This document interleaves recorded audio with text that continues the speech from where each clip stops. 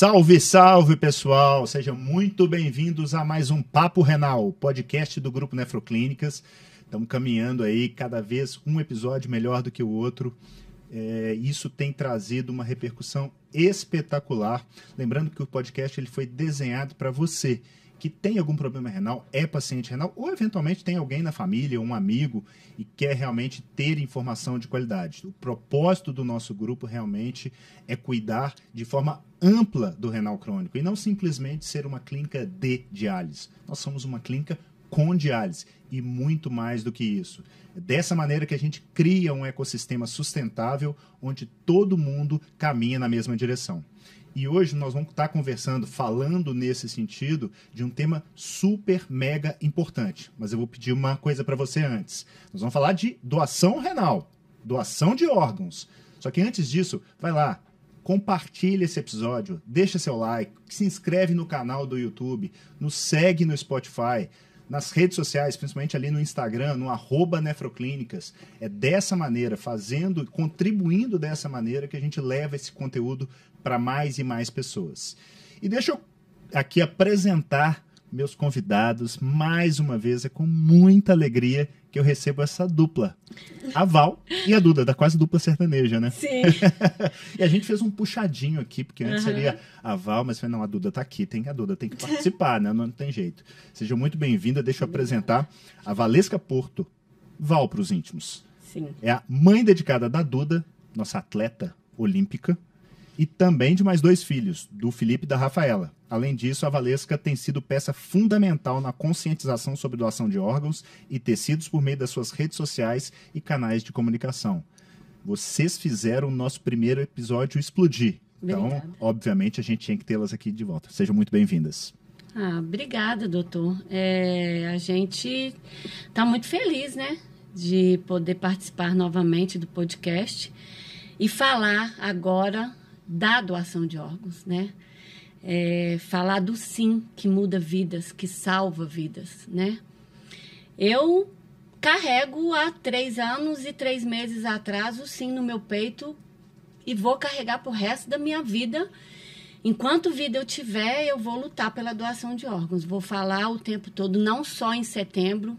Eu também acredito que temos que falar o ano inteiro. Para mim é o sim o ano inteiro. Porque o sim de uma família salvou a vida da minha filha, né? Uma mãe perdeu uma filha com 13 anos de AVC e autorizou a doação de órgãos e salvou a vida da minha filha, né? E como não carregar isso, né? Como não levantar essa bandeira, né? E falar, a gente precisa de falar. Levar informação de qualidade, né, Val? De qualidade, não fake news. Tem isso também. Informação de qualidade e informação verdadeira. Perfeito. Né? Duda, feliz de estar aqui de novo com a gente? Nossa, demais. É um prazer estar aqui novamente. E só agradecer a vocês e por tudo que vocês fizeram e estão fazendo até hoje por mim. Maravilha. E aqui, ó, a Duda, que vai representar o Brasil na Olimpíada dos Transplantados, meio do ano. Junho ou julho, Duda? Julho.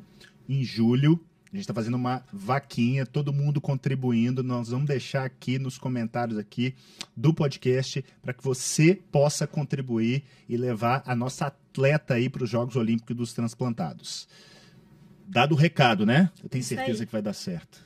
Se Deus quiser. Prazer receber aqui meu grande amigo e irmão, Dr. Eduardo Rocha, que é um nefrologista carioca, o mais mineiro carioca que eu conheço. Muito orgulho. E, cara, brilhante, aquela pessoa que é bom estar perto.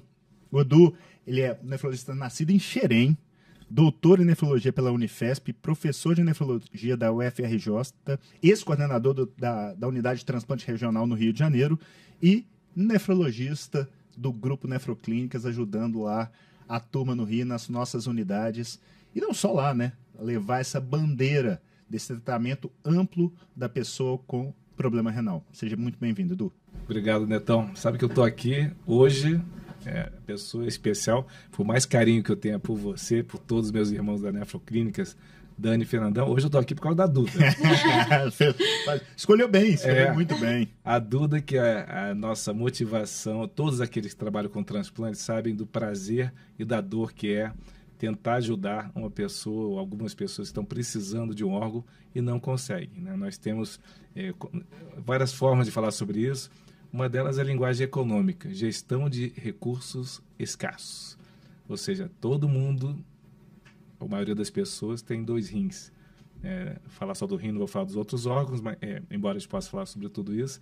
Mas se cada um de nós aceitasse a ideia de doar os órgãos após a morte, o problema talvez, os recursos talvez não fossem tão escassos. Mas, infelizmente, nós ainda temos pessoas que dizem não e pessoas que, pior ainda, nem sabem o que é a doação de órgãos e só tomam a noção sobre a importância do problema quando elas mesmas ou alguém da família precisa de um órgão.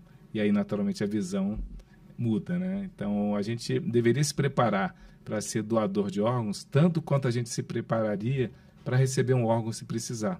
Isso seria um mundo mais justo. E é para isso que a gente está aqui. Maravilha. E nós vamos deixar também nas referências do episódio. O Edu é um palestrante de mão cheia, participou de um TED Talk fora do país, na Inglaterra, se não me falha a menor. Foi em Norwich, na Inglaterra, em 2018. Falando a respeito da doação de órgãos, eu acho que super pertinente estar dentro aí daquilo que a gente está falando aqui nesse podcast. É verdade. E queria agradecer demais ao Dr. Omar Lopes Cansado Júnior. Ele é médico cirurgião e atualmente, já há algum tempo, né, Omar? Ocupa o cargo de diretor da Central Estadual de Transplantes aqui de Minas Gerais, o famoso MG Transplantes. Obrigado aí pela presença, Omar. Sempre um prazer estar contigo. Eu que agradeço, assim, é sempre um prazer poder falar sobre esse assunto com a Duda, que é muito ativa nessa área de conscientização da população, né? Porque o transplante, ele salva vidas, né? Ele recoloca as pessoas na vida novamente. Uma pessoa que está ligada a uma máquina três vezes por semana, 4 horas por dia, né? Essa pessoa não tem uma vida, ela não pode fazer nada. Só o transplante é que consegue trazê-la de novo para a vida, para fazer todas as atividades que uma pessoa qualquer faz, poder viajar, poder estudar, poder ir à escola, poder fazer tudo normalmente. Então é muito importante a gente conversar sobre esse assunto, porque, como o Eduardo falou, a grande parte das pessoas ainda não sabe o que é uma doação de órgãos, quem que pode doar, o que pode ser feito, quantos órgãos podem ser aproveitados e quantas vidas podem ser salvas com isso. Né? Ô, Mário, eu vou só fazer um contraponto aqui, porque eu acho que o paciente dialítico, ele tem tudo também para ter uma vida muito boa, muito plena.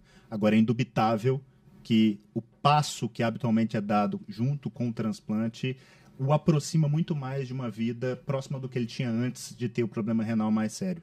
Eu queria já puxar, a maioria dos nossos ouvintes aqui não tem noção de números. Queria que você falasse um pouquinho de números, tanto regionais, nacionais, eventualmente até mundiais, com relação à doação de órgãos. Se você quiser falar mais especificamente sobre o transplante renal, afinal, nossa audiência está mais interessada até nisso, fica super à vontade.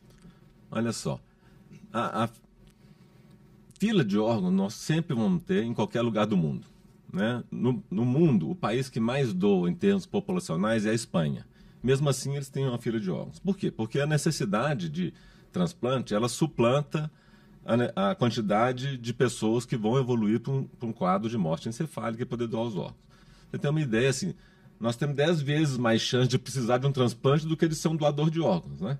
Então as pessoas deviam, inclusive, pensar nisso. Você tem muito mais chance de precisar de um órgão do que de ser um doador. Então, por aí você já vê que a gente vai sempre ter fila. No Brasil, hoje em dia, nós temos mais de quase 70 mil pessoas esperando por um órgão ou transplante, né? Por um órgão ou tecido. Em Minas Gerais, especificamente, nós temos aproximadamente 7 mil pessoas esperando por um órgão ou tecido. Dessas 7 mil pessoas, 3.500 pessoas estão esperando por um rim.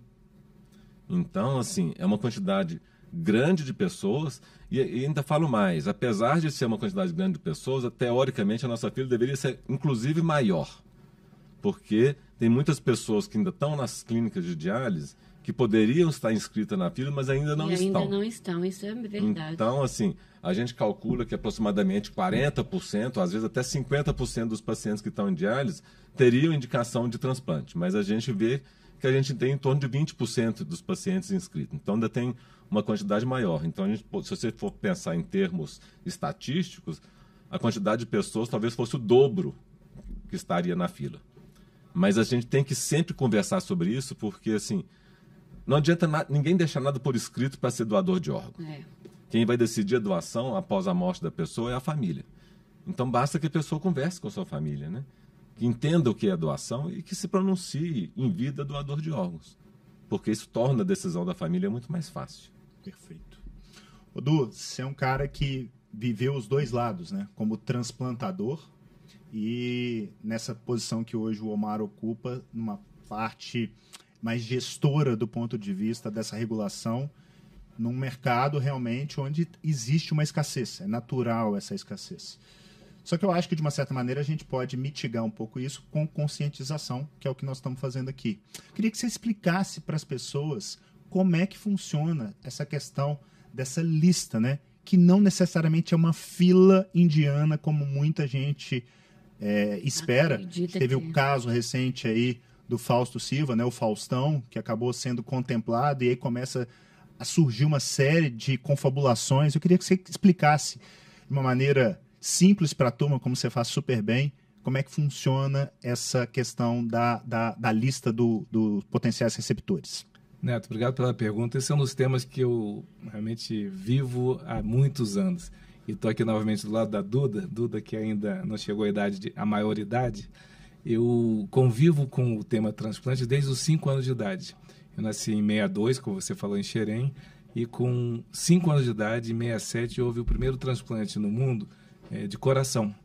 Lá na África do Sul, Christian Barnard, muito se falou, e obviamente eu vi naquela televisão preto e branco e disse para minha mãe que eu seria médico de transplante no futuro. Provavelmente eu estava pensando em transplante do coração, mas eu não tive a habilidade do Omar para ser cirurgião, né? Então me tornei clínico. Obviamente, isso é só para dar um contexto, para dizer que muito se fala sobre os transplantes, sobre os cirurgiões, sobre os pacientes que recebem os órgãos, e pouco se fala sobre a doação. Então, quando a gente começa a falar de doação, e eu vou voltar no que eu falava anteriormente, gestão de recursos escassos, sempre que nós temos recursos escassos, eu às vezes dou uma aula em que eu faço a dança das cadeiras, boto aquela brincadeira de infância, tem poucas cadeiras e mais pessoas dançando, e quando para a música, cada um vai buscar a sua cadeira, e às vezes tem briga, né? Então, e tem aqueles ditados, em casa que falta pão, todo mundo briga e ninguém tem razão. Então, recursos escassos são um problema por si só. Comida, quando falta, fome, é péssimo. Mas quando a pessoa precisa de um órgão para viver, e viver melhor, eu concordo com você, os pacientes em diálise peritoneal ou hemodiálise vivem, e cada vez melhor, não há dúvida nenhuma. Mas até o momento, o transplante é considerado melhor terapêutico em diversas faixas etárias.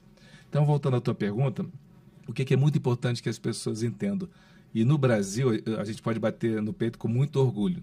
Nós temos o melhor programa, e eu já tive a oportunidade de viajar, conhecer programas de outros países. O Mar destacou a Espanha com suas altas taxas de doação. A população espanhola não é mais generosa que a brasileira ou que outra, mas simplesmente houve um investimento grande no processo de doação, e é baseado nesse processo que foi construído o nosso Sistema Nacional de Transplantes em 1997. Antes de 97, já existiam alguns locais, como no Rio de Janeiro, desde os anos 80, em que criou-se uma fila de espera. E naquela época, como toda fila faz sentido, se você entrou primeiro, você receberia o órgão primeiro. Só que estudos científicos e critérios discutidos com a sociedade, com os médicos, mostraram que talvez não fosse o critério mais justo. E um dos grandes desafios de trabalhar em transplante e doação é a questão da equidade. Não é distribuir igualmente para as pessoas, mas é distribuir de acordo com a necessidade de cada um. E aí que entram os critérios de distribuição. Os critérios sempre existiram, desde o grupo sanguíneo. Então, por exemplo, acho que quase todo mundo entende que se você for do tipo sanguíneo A, você não pode, por questões biológicas, receber um órgão do tipo B. Portanto, se tiver um doador tipo A e fosse uma fila cronológica e tivesse um A na frente do B, não adianta dar o órgão B para o A, dá para entender, né? Então, esse já é um critério, o tipo sanguíneo, e só daí nós já temos 4 filas, teoricamente, que a gente prefere não chamar de fila e sim cadastro, porque o cadastro ele organiza, permite que haja um controle das doações e critérios pré-estabelecidos, discutidos com a população geral e a comunidade científica, são seguidos. E o Brasil é muito rígido para quem não segue.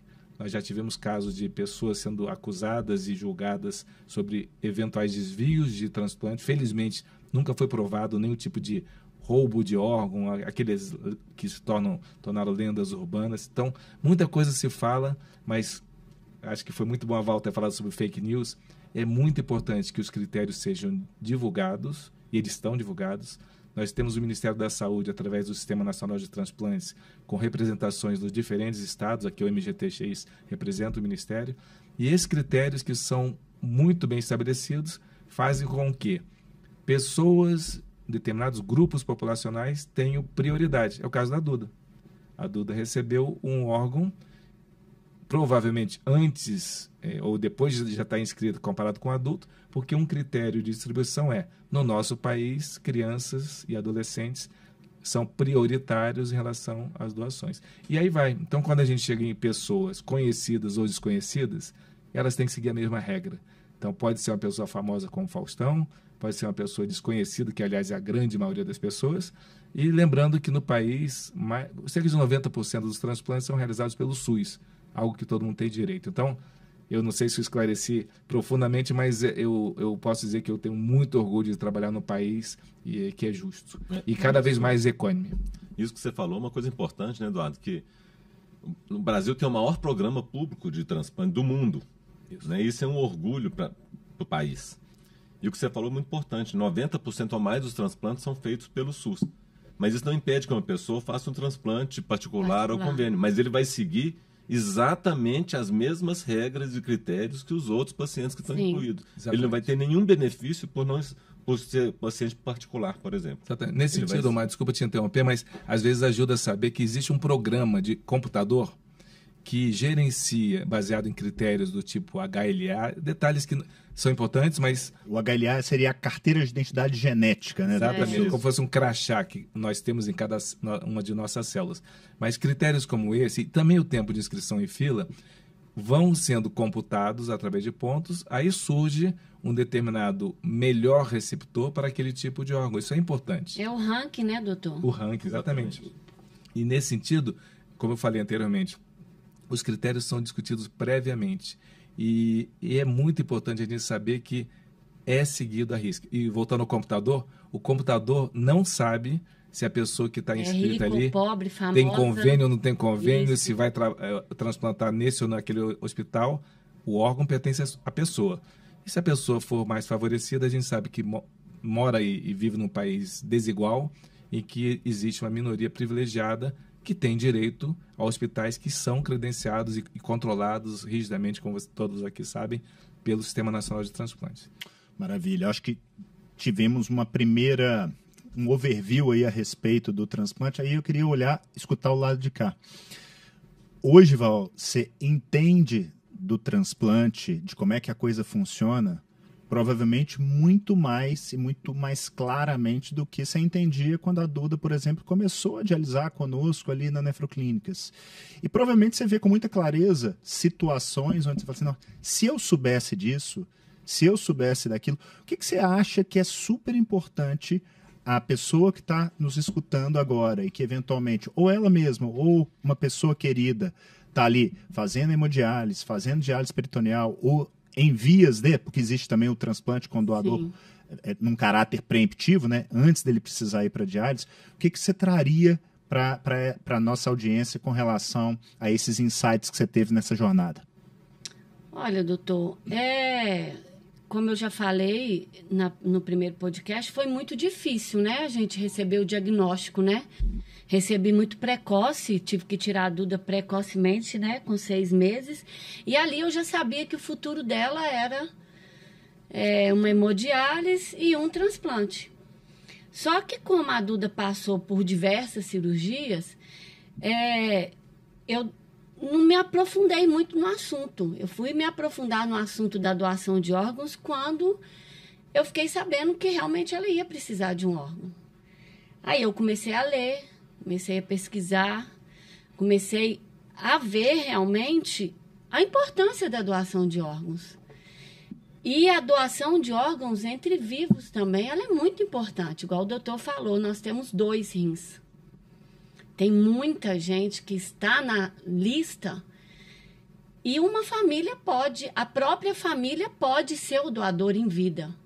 Mas as pessoas não são informadas sobre isso, né? Elas não procuram saber. Ter a informação correta, né? Que no caso da Duda, o meu marido ia ser o doador dela. Para minha tristeza maior, eu não sou compatível com a Duda. Fiquei muito arrasada quando eu fiquei sabendo. Então, eu acho que... compatibilidade de alma não conta nesse caso. Não é, doutor, é verdade. É só de alma mesmo, porque eu não sou compatível com ela. Os meus 2 filhos também são. Só que eles optaram pelo meu marido. E as pessoas têm que procurar saber mais. As pessoas preferem falar mal do que falar bem. O SUS é o primeiro, é mundial, né? Nós somos o primeiro, como é que eu vou falar, doutor? Programa. O primeiro programa maravilhoso. E as pessoas não falam pelo SUS disso, as pessoas preferem falar mal. A Duda tem plano de saúde. A Duda sempre teve plano de saúde.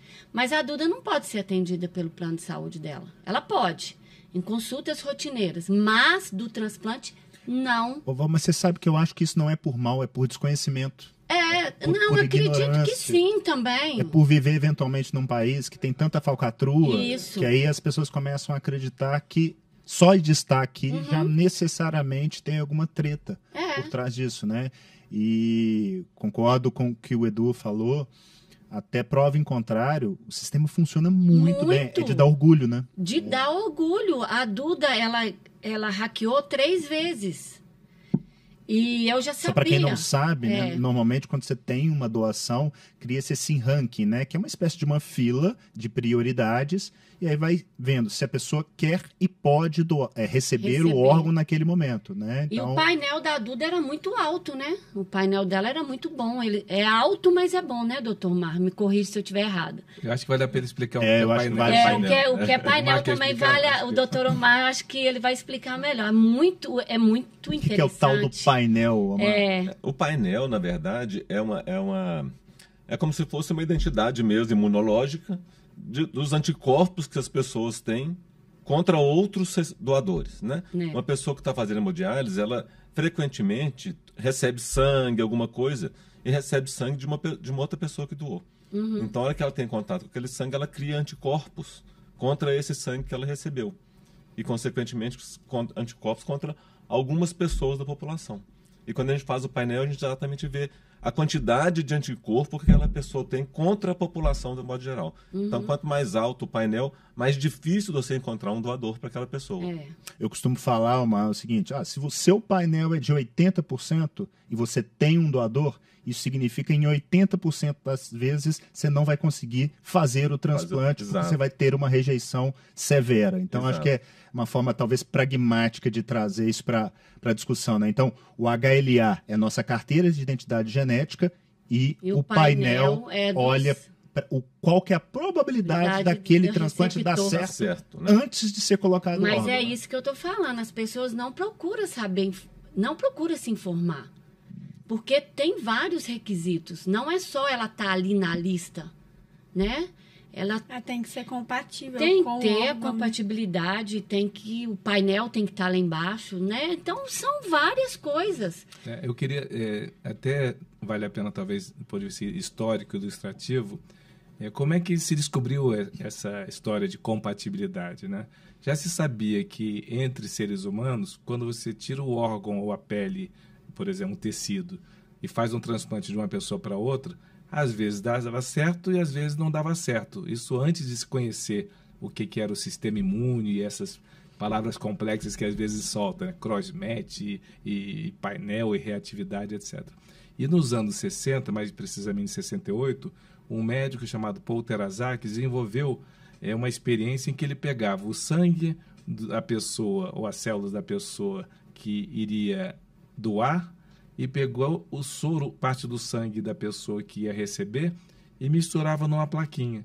E ele notou o seguinte, quando dava uma prova cruzada, o nome da prova era prova cruzada, em que tinha uma reação e fazia o transplante, não dava certo. E quando não tinha reação, é como se fosse ficou tudo É calmo. tipo um painel também, né, Foi aí doutor? que surgiu o Significa que tá lá em cima, né? Exatamente, e foi daí que surgiu o painel. É. O painel foi colocar o sangue de um possível receptor, desculpe, o doador, com o soro, né? Tudo é o sangue, né? Misturar os dois sangues e quando dá briga, opa, isso aqui é um cross-match ou prova cruzada positiva. Positiva no sentido que deu reação. Esse Então transplante tá não pode fora, ser realizado. né? Não pode acontecer. Deu ruim, né? Isso. Omar, deixa eu puxar, porque você está aí nessa batalha há bastante tempo e eu falo que muito do o quanto o MG melhorou foi por conta do seu trabalho, de tantos outros que por ali passaram. Mas até o órgão chegar na Duda, você tem um longo caminho. A coisa começa dentro de uma terapia intensiva, até antes disso, quando se tem um evento, passa por aquilo que a gente costuma de conceituar como uma morte encefálica, e eu aí acho que já começa um grande gargalo. Porque aquela pessoa que nunca ouviu falar de transplante, de doação, ou de uma maneira superficial, fica assim, não, mas peraí, meu parente está ali, eu estou vendo o coração dele está batendo, tem pressão, você está querendo tirar os órgãos dele? Doutor, eu escutei isso do rapaz do Uber. Você lembra, Duda, a gente voltando do Rio de Janeiro, nós fomos tirar o passaporte? Ele falou isso dentro do carro comigo e com a Duda. Ele falou que não autorizou a doação de órgãos da irmã dele, porque ela estava viva. Eu falei, como assim ela estava viva? Ela não teve a morte encefálica, então ela não estava... Você lembra, Duda? Doutor, eu fiquei impressionada. Mas é isso, né, Val? Assim, as pessoas não conhecem. Então, nada melhor do que... O que é essa morte encefálica? O que isso significa do ponto de vista prático para o leigo? Na verdade, o que a gente precisa definir primeiro, o que é morte. Uhum. Né? A morte do homem é a morte quando o cérebro para de funcionar. Isso é que é a morte, né? Tem até um médico canadense que ele fala que toda morte é uma morte encefálica. Né? O homem, ele pode ter uma parada cardíaca, mas se você conseguir reverter a parada cardíaca e o cérebro não morreu, a pessoa vive de novo. Não vive de novo. A pessoa não morreu. Ela se recupera daquela parada cardíaca. Mas se o cérebro parou de funcionar, aí não tem mais jeito. Aí a pessoa está morta. Mas quando o cérebro para de funcionar e a pessoa morreu, os órgãos ainda continuam funcionando por algum tempo. O coração continua batendo, o fígado continua funcionando, os rins, etc. O que vai depender, assim, se a pessoa tem uma morte, você morreu no meio da rua e não tem uma assistência médica, alguns momentos depois, minutos, ou às vezes até horas depois, os órgãos ainda continuam funcionando, mas eles vão parar de funcionar. Quando a pessoa tem uma morte dentro do hospital, a gente consegue, por meios artificiais, manter os órgãos funcionando até que haja doação ou não doação. Né? Se a família não doou, aí você desliga os aparelhos e entrega o corpo para a família fazer o sepultamento. Se a família doou, a gente continua mantendo artificialmente aqueles órgãos com máquinas e com drogas para eles continuarem funcionando até o momento que você possa fazer a retirada. Então, o importante definir é isso. A morte humana é a morte do cérebro. Quando o cérebro parou de funcionar, a pessoa morreu. Mas o coração continua batendo. Ele está lá bonitinho, deitado, mas ele está morto. Tanto é que ele não responde a nenhum estímulo, ele não consegue respirar se você desconectar o respirador dele. Se você tirar as drogas que mantêm o coração batendo, o coração vai acabar parando de bater. Então, às vezes, dificulta para as pessoas isso. Você vê a pessoa lá, o coração batendo. Você vê lá no monitor, né? Foi isso que ele falou comigo, doutor. Batendo. Foi isso que ele falou comigo com a Duda. Então, a nossa luta diária é para conscientizar a população do que é morte. E a morte é a morte encefálica. Uma pergunta que eu escuto com frequência e entendo perfeitamente é: mas vocês têm certeza que teve a morte encefálica? Isso é outra coisa importante. Olha só, no Brasil, hoje, é um dos países que tem o critério mais rigoroso para o diagnóstico de morte.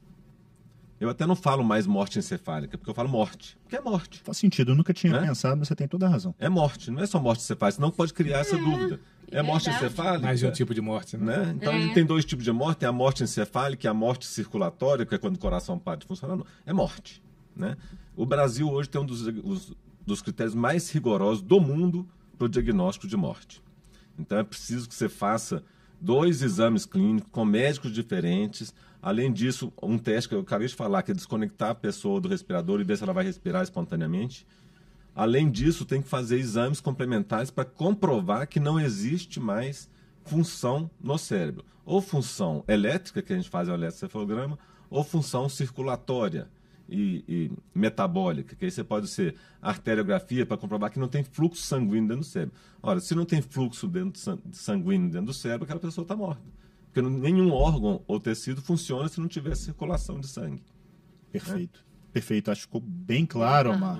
Eu acho que esse é o tipo de informação que precisa graçar e chegar nas pessoas antes de uma situação tão difícil quanto naquele momento da morte, como você bem disse. Fala, Du. Eu queria destacar, como o Mar citou a Espanha, né, como um país com altas taxas de doação, a gente se pergunta, e eu até falei que o espanhol não é mais generoso que o brasileiro, o que tem de diferente? E o que tem de diferente nos países com altas taxas de doação, altas taxas do SIM, né, que a Val e a Duda defendem tão aqui bonito na camiseta delas, é a formação de profissionais de saúde especializados, como tudo na vida a gente tem que especializar em alguma coisa, especializado no esclarecimento das pessoas sobre aspectos desse sentido. E aí eu queria destacar o trabalho de duas grandes equipes, os intensivistas, que fazem o diagnóstico e são fundamentais no diagnóstico da morte, e que não devem se envolver com o outro grupo, que é o grupo dos especialistas intra-hospitalares de doação, também chamados de membros da CIDOTS, que é uma sigla, Coordenação Intra-Hospitalar de Doação de Órgãos e Tecidos para Transplante. Tudo bem que é uma sigla meio longa, ou eu prefiro chamar de coordenadores de transplante. Esses profissionais são pessoas especializadas cada vez mais no acolhimento de famílias no momento difícil, no momento de dor, provavelmente um dos momentos mais difíceis da vida das pessoas, que é perder alguém. Quando alguém da nossa família morre, a última coisa que a gente quer pensar é em ajudar o próximo. A gente quer ajuda, a gente quer colo. E esses profissionais de saúde, que muitas vezes são enfermeiros, médicos, não necessariamente médicos especialistas em cirurgia de transplante, pelo contrário. Quem trabalha com transplante hoje em dia não trabalha com doação, o que também foi uma divisão muito importante para que não haja um potencial conflito de interesse. Então, o destaque para esses profissionais que começaram surgindo na Espanha e que cada vez mais a gente vê nos hospitais, é o que faz com que o Brasil cada vez mais tenha taxas de doação que estão crescentes, mas ainda tem muita coisa para melhorar. Du, já até aproveitando que você começou a falar a respeito da doação, como é que funciona, quanto para o pessoal, a questão da viabilidade dos órgãos, né? Qualidade dos órgãos? Porque às vezes a pessoa fala assim, não, eu topo ser uma doadora, mas ela eventualmente não consegue. E às vezes até fica frustrada por essa situação. É claro. Então vou pegar um pouco do gancho do coordenador intra-hospitalar. Quando essa pergunta surge no ato da doação, porque na verdade é uma entrevista de acolhimento.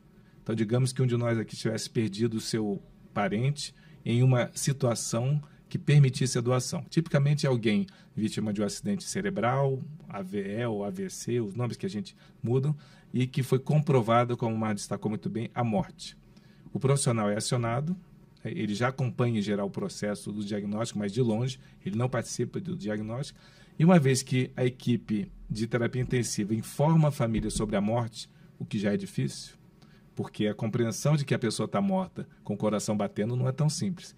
Então, o profissional de intensivista, ele tem que saber fazer adequadamente essa notificação da morte, que não é dada pelo coordenador de intra-hospitalar, idealmente. Em seguida, entra o coordenador intra-hospitalar para confortar a família. Então, conforta a família naquele momento, mostra que, dentre as poucas coisas que ainda pode ser feitas para confortar aquele luto, aquela dor da perda, é o sim da doação. E são vários exemplos de famílias que, após terem dito sim, quando entrevistadas sobre aquela pessoa, o ente querido falecido, já anos depois, a sensação de luto é muito melhor para quem doou do que para quem disse não. E, obviamente, naquele momento vai ser respeitada a decisão da família. Mas o papel desse profissional é fundamental. E aí, chegando na questão da qualidade dos órgãos, às vezes a família fala assim, mas o meu pai é muito velhinho, ele não pode doar nada. É um erro. Cada vez mais as pessoas, agora continuando a falar de rins, em centros de diálise, são pessoas que se aproximam de uma idade mais alta. Então, essas pessoas se beneficiariam muito de um rim de uma pessoa mais idosa também, desde que haja a validação da equipe de transplante. Então, é uma validação muito técnica. Mas, por exemplo, um rim de um idoso provavelmente não seria oferecido para a Duda, que tem uma perspectiva de vida muito longa. E uma pessoa mais idosa é natural que os órgãos estejam mais envelhecidos. Mas existem programas que no Brasil não existe ainda, mas a gente tenta fazer isso no bom senso. Nos Estados Unidos, por exemplo, um programa chamado Old for Old, idosos para idosos. Então, onde órgãos de pessoas idosas que legal. voltam aos critérios que a gente está falando de distribuição. Órgãos mais idosos são oferecidos preferencialmente para pessoas mais idosas. E, por último, tem a questão do tempo. O tempo, ele é nosso inimigo, no sentido de, uma vez que a cirurgia de doação foi retirada com todos os cuidados de uma cirurgia como qualquer outra, e os órgãos são colocados para resfriamento, para preservação, aí é uma corrida contra o tempo. E cada órgão tem um tempo variável, mas relativamente curto, em que ele pode ser viável. O coração e pulmão são dos mais rápidos, cerca de 4 horas. Por isso que a gente vê nos filmes, eventualmente, as equipes correndo. Muitas vezes o receptor já abriu o coração e a equipe está vindo de avião, trazendo o coração e tem que ser feito em pouquíssimo tempo. Já o rim, infelizmente, a gente tem mais tempo. Existem técnicas de preservação que estão melhorando e eu acredito que a gente vai chegar a momentos em que a duração de um rim fora do corpo humano possa durar muitos dias, mas não é a realidade ainda no momento. E o que se sabe é que quanto mais rápido o processo, melhores os resultados. Doutor, eu fiz amizade, ele chama Luiz Perillo, ele é lá de São Paulo. Ele é de Brasília, mas ele está em São Paulo. Ele precisa de 5 órgãos. Nossa. O Luiz já tem 2 anos que ele está. Ele estava internado 2 anos no Albert. E ele teve alta agora porque tem muito tempo que ele está internado. Ele já teve, né? Já passou por ele, acho que 4 vezes, mas os órgãos, porque ele tem que receber o órgão de um doador só, né? Que são 5, né? Fígado, rim, pâncreas e estômago. Provavelmente ele deve estar inscrito num programa chamado multivisceral. Isso, multivisceral. O Luiz, ele é o segundo, ele está o segundo lá em São Paulo. E ele falou que já teve ofertas, né? Mas quando chegou lá, o pâncreas não estava bom, o fígado não estava bom, aí ele está aí na luta esperando. Val, deixa eu perguntar para você e para a Duda, porque a gente não sabe do dia do amanhã, mas em algum momento essa situação pode acontecer com você, com sua família. Eu queria que você contasse como é que foi a sensação de receber a ligação de falando assim, ó, tem um órgão aqui para a Duda. Meu Deus do céu. Eu fico sem palavras, sinceridade. A Duda estava passando por um momento muito difícil na hemodiálise, né? A gente sabe que a doação,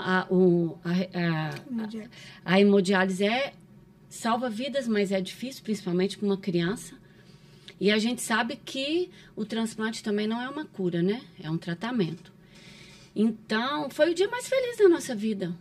A Dani, eu já contei, a Dani estava desligando ela lá na Nefroclínicas e a Duda tinha internado uma semana antes com catéter, pela 6ª vez tinha trocado de catéter. E a Dani perguntou para ela o que ela queria de presente de Natal. Aí ela falou um rim, Dani. Eu não aguento mais.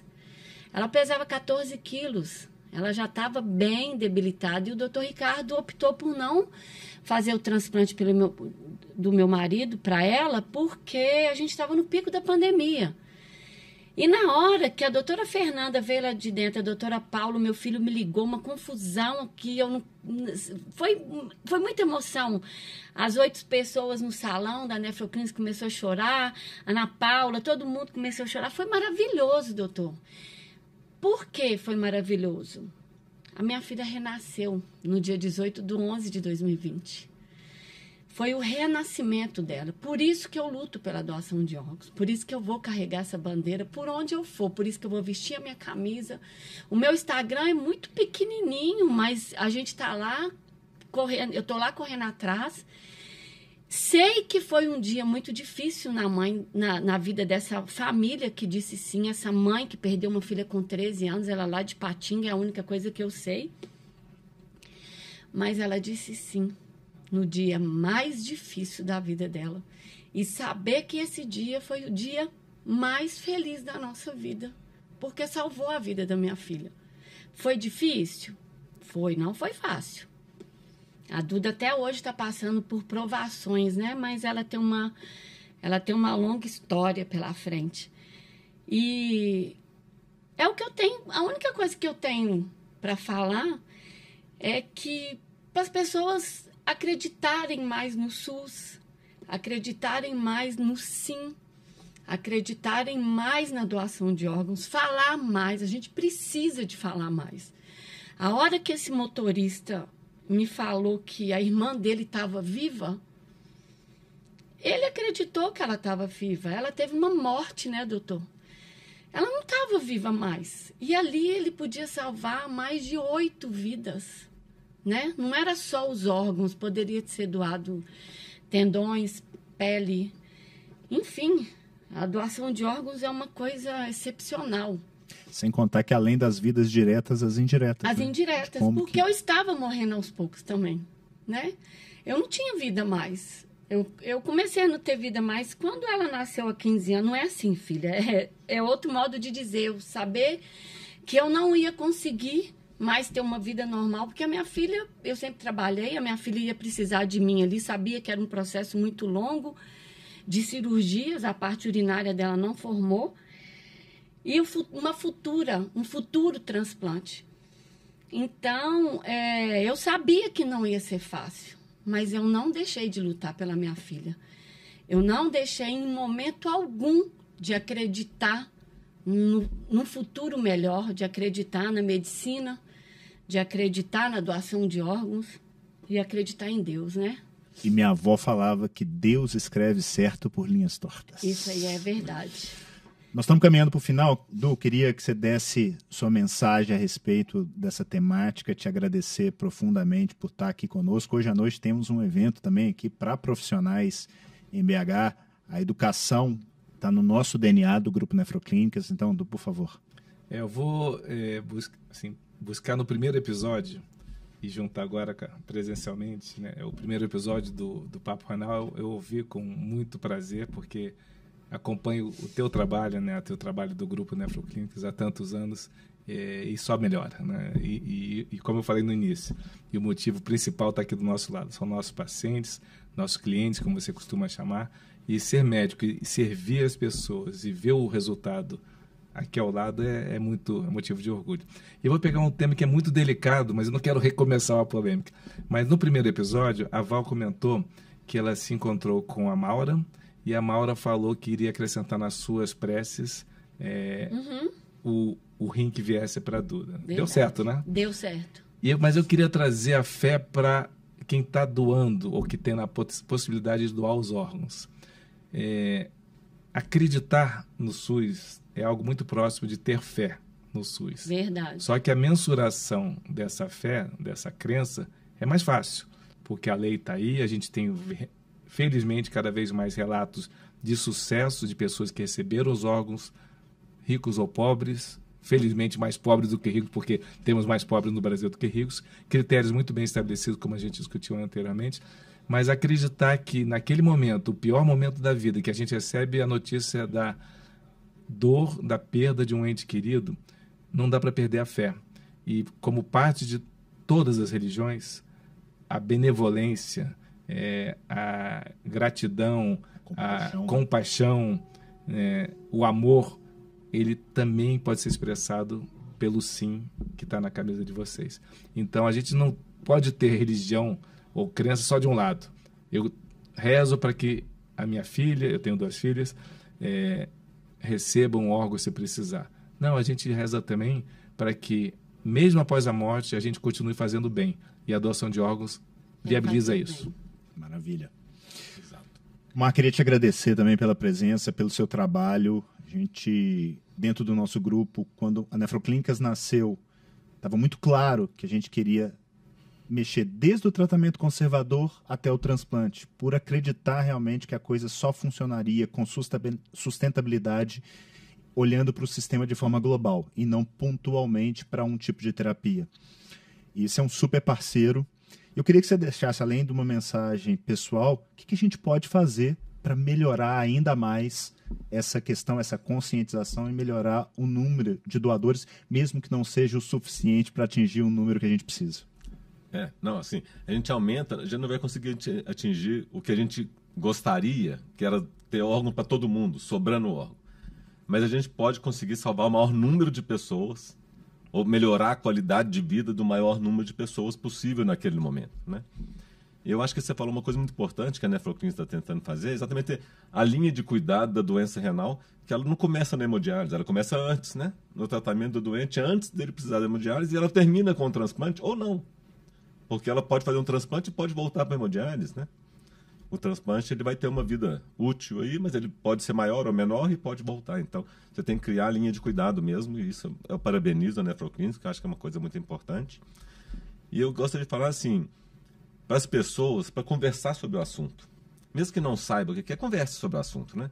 Converse com os filhos, com os pais, com os parentes, com os vizinhos, porque é só a partir do momento que a gente consiga conversar com as pessoas que as pessoas vão começar a ter mais interesse no assunto e começar a procurar e começar a entender o que é morte cefálica, o que é